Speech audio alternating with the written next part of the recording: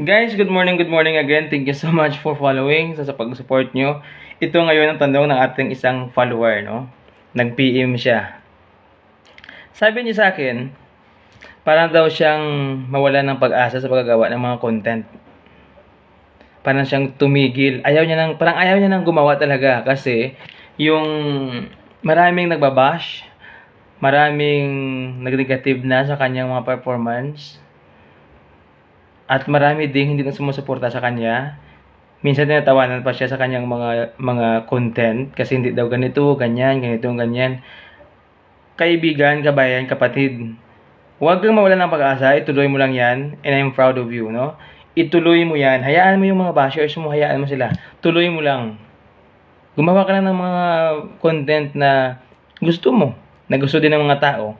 Araw-araw mag-upload ka ng video, 6 videos siguro pwede na yan. Hayaan mo lang sila. Huwag kang mapa-apekto. Motivational to, okay?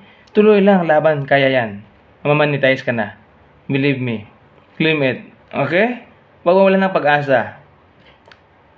Marami nang susuporta sa'yo, hindi lang sila. Andito ako, masuporta sa'yo. Bye-bye, thank you. Follow for more, guys.